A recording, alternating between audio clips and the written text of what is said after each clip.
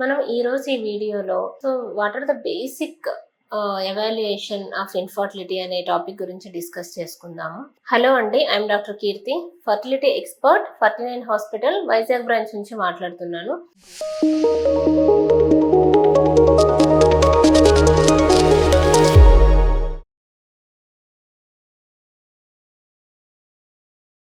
So pregnancy కోసం try చేసే వాళ్ళు మినిమం ఏ ఇన్వెస్టిగేషన్స్ మనం చేయించుకోవాలి.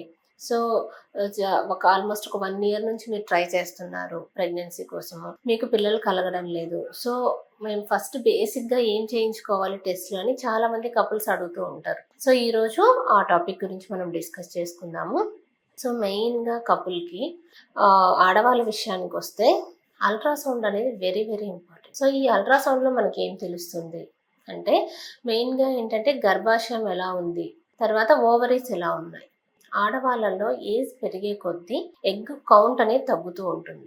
సో మీ ఏజ్ వైజ్ అసలు మీకు ఎగ్స్ ఎంత ఉన్నాయి, ఒవేరియన్ రిజర్వ్ అంటారనమాట ఎగ్ కౌంట్. సో ఆ రిజర్వ్ ఎంత ఉంది మనకు తెలుసుకున్నట్లయితే దాని వైజ్ మనం ట్రీట్మెంట్ చేయడానికి మనకు ఈజీగా ఉంటుంది. దెన్ కొన్ని రకాల టెస్ట్లు ఉంటాయి. ట్యూబ్స్ టెస్ట్ అంటే ఫెలోపియన్ ట్యూబ్స్ అనేవి ఓపెన్ ఉన్నాయా లేదా అని తెలుసుకోవడానికి హెచ్ఎస్జి అని, సెలైన్ ఇన్ఫ్యూజన్ సోనోగ్రఫీ అని కొన్ని టెస్ట్లు ఉంటాయి. సో అవసరమైతే అటువంటి టెస్ట్లు కూడా ట్యూబ్స్ కోసం చేయాల్సి ఉంటుంది, ఎందుకంటే అల్ట్రాసౌండ్లో మనకు ట్యూబ్స్ గురించి తెలియదు.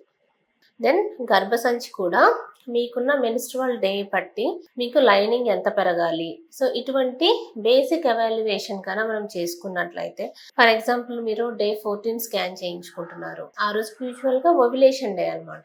సో ఎగ్ పెరిగిందా, ఎగ్ రిలీజ్ అయ్యే ఛాన్సెస్ ఉందా, దాని వైజ్ గర్భసంచిలో అంటే ఆ థిక్నెస్ అనేది పొరలో ఉందా లేదా, ఇటువంటి బేసిక్ మనకు థింగ్స్ తెలుస్తాయి. సో ఫర్ ఎగ్జాంపుల్ మీకు ఎగ్ పెరగలేదు, గర్భసంచి లేయర్ కూడా ఇంకా పెరగలేదు అంటే మోస్ట్ కామన్ రీజన్ ఏంటంటే పీసీఓడి పేషెంట్స్లో. సో ఈ పీసీఓడి ప్రాబ్లం ఉండే వాళ్ళకి ఏంటంటే ఇలా ఎగ్ పెరగడంలో ప్రాబ్లం ఉంటుంది కాబట్టి గర్భసంచి లేయర్ కూడా పెరగదు. సో మీరు ఒక బేసిక్ అల్ట్రాసౌండ్ మనం చేసుకున్నట్లయితే ఈ ఇన్ఫర్మేషన్ అంతా మనకు తెలుస్తుంది. దెన్ హస్బెండ్కి చూసినట్లయితే సెమెన్ అనాలిసిస్. సో మెయిన్గా ఏంటంటే ఆ సెమెన్లో మొటిలిటీ ఎలా ఉంది, కౌంట్ ఎలా ఉంది, మార్ఫాలజీ ఎలా ఉంది. సో దీన్ని బేస్ చేసుకుని మనం ట్రీట్మెంట్ అనేది చేయాల్సి ఉంటుంది. దీంతో పాటు కొంతమందికి ఇర్రెగ్యులర్ సైకిల్స్ ఇలాంటివి ఉన్న పేషెంట్స్కి మినిమం థైరాయిడ్, ప్రొలాక్టిన్ అని చెప్పి కొన్ని హార్మోన్ టెస్ట్లు చేస్తామన్నమాట.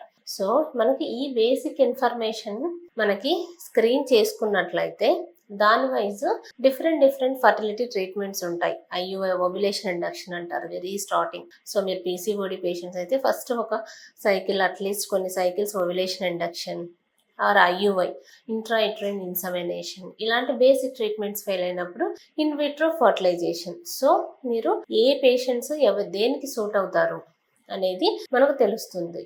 ఇప్పుడు కొంతమంది పేషెంట్స్ ఈవెన్ తక్కువ ఏజ్లో 25 years అలాంటి ఏజ్లో కూడా ఎగ్ కౌంట్ బాగా తగ్గిపోయి అలాంటి పేషెంట్స్కి డైరెక్ట్గా మనం ఐవీఎఫ్ ట్రీట్మెంట్ ఇలాంటివి సజెస్ట్ చేసినట్లయితే వాళ్ళు ఫాస్ట్గా కన్సీవ్ అయ్యే ఛాన్స్ ఉంటుంది.